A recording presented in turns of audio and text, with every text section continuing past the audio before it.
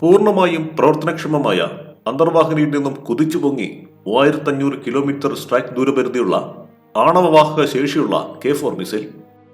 നാവികസേനയിൽ പുതുതായി ഉൾപ്പെടുത്തിയ Arihant class അന്തർവാഹിനിയായ INS അരിഘാതിൽ നിന്നുമാണ് പരീക്ഷണം നടത്തിയതെന്ന് NIA റിപ്പോർട്ട് ചെയ്തു.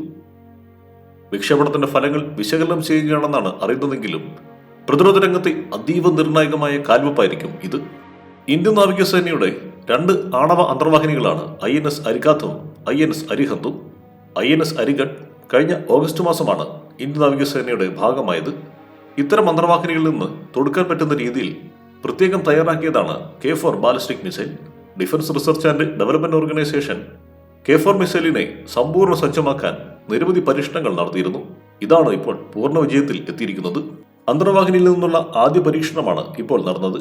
ഇന്ത്യയുടെ ആദ്യ ആണവ അന്തർവാഹിനി INS അരിഹന്തിലെ 750 കിലോമീറ്റർ പരിധിയുള്ള K-15 മിസൈലിന്റെ പരിഷ്കൃത രൂപമാണിത്.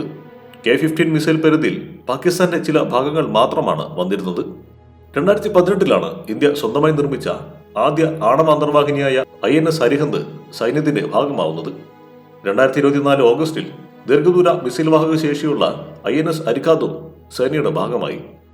അടുത്ത വർഷത്തോടെ 3ാമത്തെ അന്തർവാഹിനിയെയും കമ്മീഷൻ ചെയ്യാനാവുമെന്നാണ് സൈന്യം കരുതുന്നത്.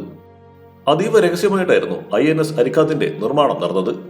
ഈ ആണവ മിസൈൽ അന്തർവാഹിനിയുടെ വിവരങ്ങളൊന്നും പ്രതിരോധ മന്ത്രാലയം അധികം പുറത്തുവിട്ടിരുന്നില്ല.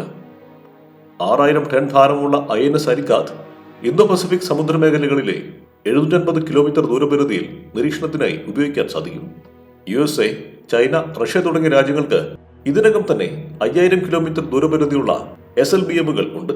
നമ്മുടെ രാജ്യത്തിന്റെ ആണവ അന്തർവാഹിനികളിലും ആയുധമാക്കുന്നതിനായി Defence Research and Development Organisation വികസിപ്പിച്ചെടുത്തതാണ് K4 എന്ന അതിമാരകമായ ആണവ മിസൈൽ.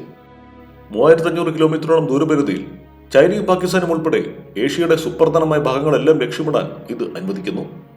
K4 രൂപകൽപ്പന ചെയ്തിരിക്കുന്നത് വെള്ളത്തിനടിയിൽ നിന്ന് വിക്ഷേപിക്കാവുന്ന തരത്തിലാണ്. കരയിലെ ആണവായുധ ശേഖരം ആദ്യ സ്ട്രൈക്കിൽ തന്നെ നശിച്ചുപോയാലും തിരിച്ചടി ഉറപ്പാക്കാൻ ഇതിലൂടെ സാധിക്കുന്നു. ഖര ഇന്ധന പ്രൊപ്പൽഷനാണ് മിസൈലിൽ ഉപയോഗിക്കുന്നത്. ഇത് ദ്രുതഗതിയിൽ വിക്ഷേപണം നടത്താനും പ്രാപ്തമാക്കുന്നു. News desk, one nation media.